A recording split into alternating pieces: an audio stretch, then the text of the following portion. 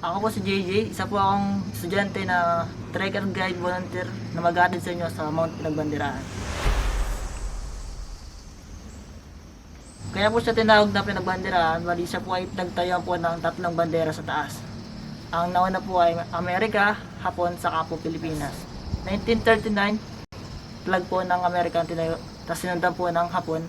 1946, flag na po ng Pilipinas. We decided to start our trek as early as 4 in the morning. This was to make sure na maabutan namin ang sunrise sa summit. At dahil madilim pa, make sure to bring your flashlight with you and be extra careful dahil mas nagiging challenging ang trail. In just less than 2 hours, we arrive at Mount Pinagbanderahan Summit.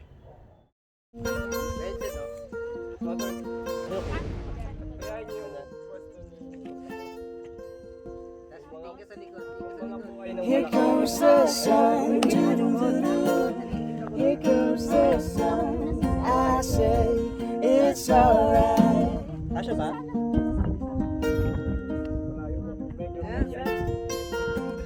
Here comes the sun, here comes the sun. I say it's alright.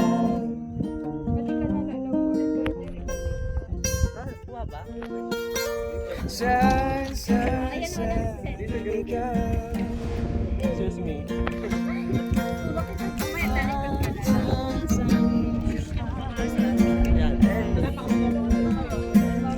Sun, sun, sun, here we go. Morning! Woohoo! Yeah! Nice job.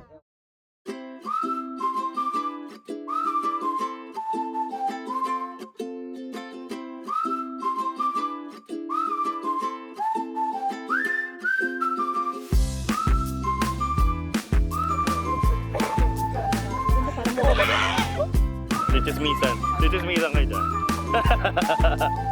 Video kasi. Ayos ang photos. Nakuha ni guide.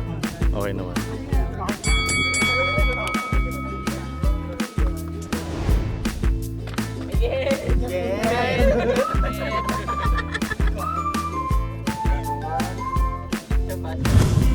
Mount Pinagbanderahan is located in one of the oldest protected areas in the Philippines.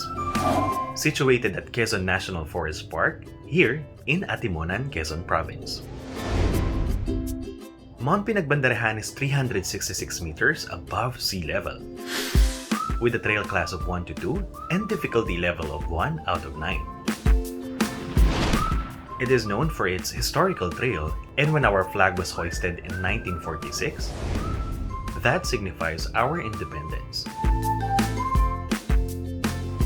Ayun, so nakarating na kami sa summit ng Mount Pinagbanderahan. So meron pa siyang another attraction which is yung second part niya, which is yung Rockies.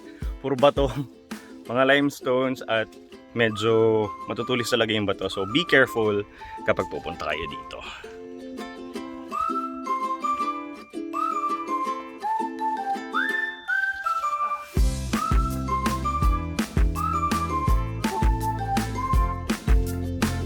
Ayun, so doon kami galing sa summit ng Mount Pinagbanderahan. So ito na yung second part, yung Rockies. So finally, nakarating na din kami. At ito yung ating mga kasama. So basically, kailangan mo maghintay bago ka makarating dito kasi maraming pupunta. So mahaba yung pila at may make sure mo na mabilis lang yung photo ops mo kasi nga maraming nakapaka sa baba. Tapos sa kabilang part daw, doon makikita mo na yung Borawan. Asa na? Ayun, Borawan. So pinagsamang Boracay and then Palawan. Dito! Ayan. It's thumbs up!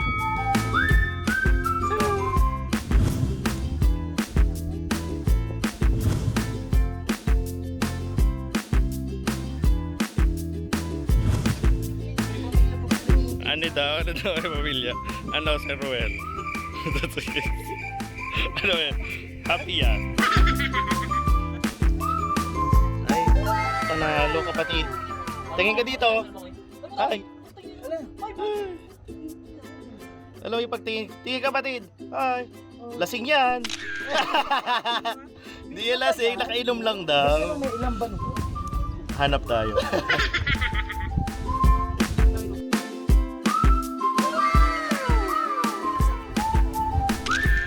Video yan, di ba? Oo.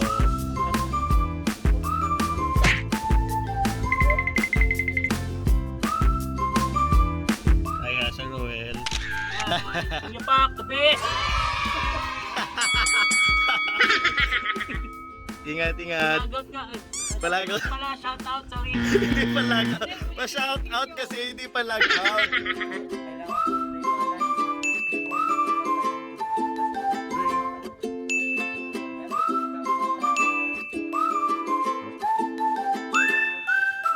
Bye, Glenn.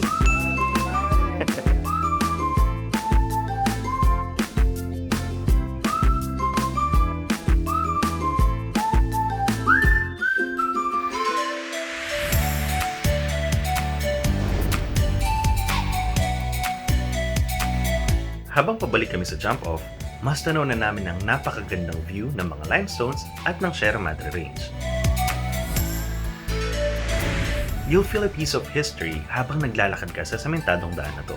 At syempre, hindi naman pwedeng mawala ang photo ops. Tingin kayo ulit dito. Tingin. Bye.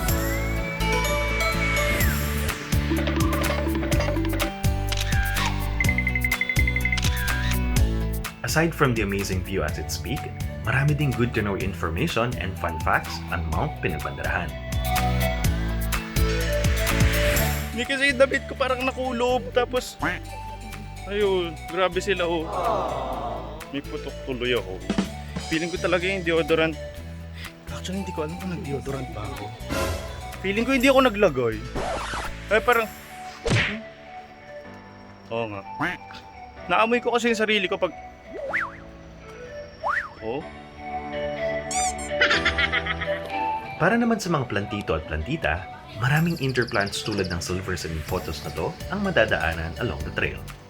As a reminder, cutting, collecting, and gathering wild plants in the forest is a violation of Republic Act 9147 or the Wildlife Resources, Conservation, and Protection Act. Kaya instead na mag-plant poaching, i-appreciate mo na lang ganda ng kalikasan and leave no trace. Bakit kayo nakakita?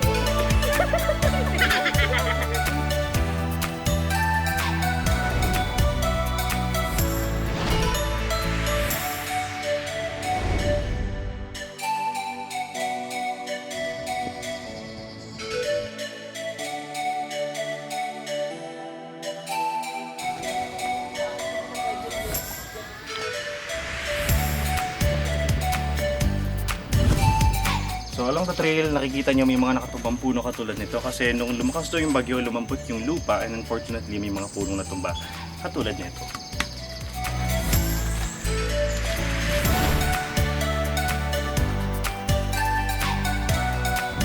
Going to summit of Mount Pinagbanderahan, isa sa mga pinakamatatandang punong makikita mo dito is itong puno ng red lawaan. So sobrang taas.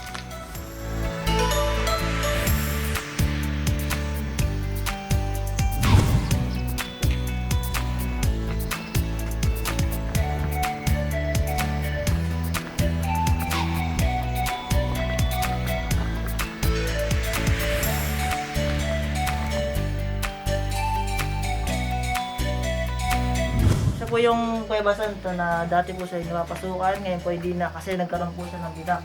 Ang history po niyan, ang una po yan ay meron po merong babae na taga Santa Catalina po, panahon po ng guerrilla. Yun po ay, siya po yung nagpabalik-balik sa loob. Ang pangalang kwento po niyan, meron po dyan nilang madre, tatlong madre, hindi po alam kung pinatay o namatay. Kaya po pag mahal na araw, lagi po nagtitilit ng kandila. Siya po yung puno ng tangis ng bayawak. Kaya po siya tinawag na tangis ang bayawak. Nalulungkot po yung bayawak kasi siya po yung bukod tayong puno na hindi po niya makyat kasi napakadulas na puno. Yan pong puno ngayon ay pwede nyo pong pag-iwanan ng mga natatangis yung problema o yung mga problema nyo po na hindi po mailabas. Ang gagawin nyo po, hawak lang po sa puno tapos ibubulong nyo po sa kanya.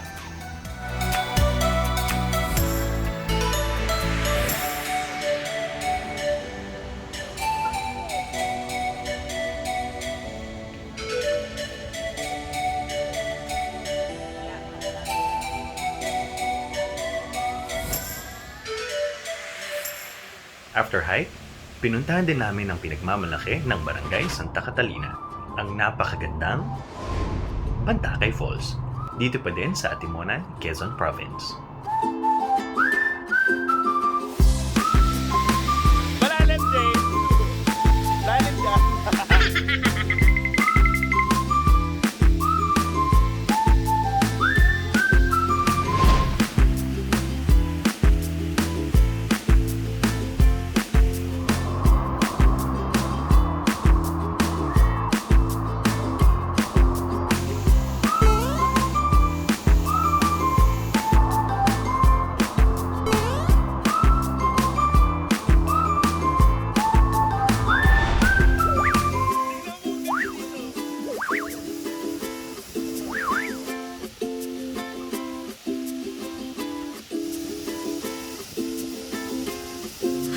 According to the locals, may taas na halos 23 feet ang Bantakay Falls at asa 20 feet naman ang lalim nito.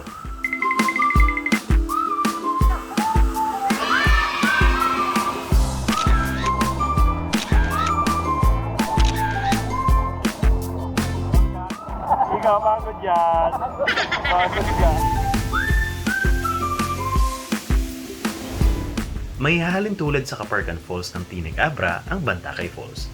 Kaya naman it's a must to visit the place.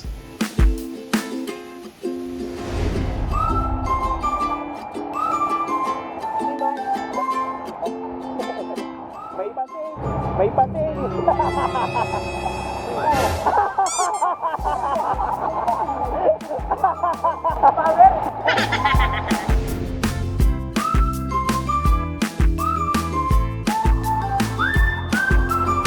Kung hindi ka naman marunong lumangoy, may mga mini falls naman dito kung saan pwede ka magbabad at magtampisaw.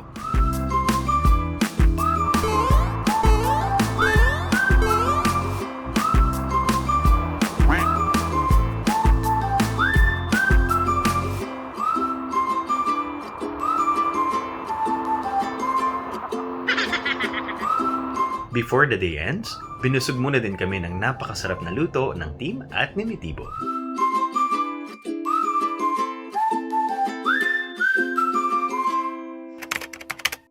Kung na-enjoy mong panonood sa video na ito, i-like at subscribe mo na para updated ka sa mga videos na i-upload ko. This is Mackoy Vlogs, and again, thank you for watching.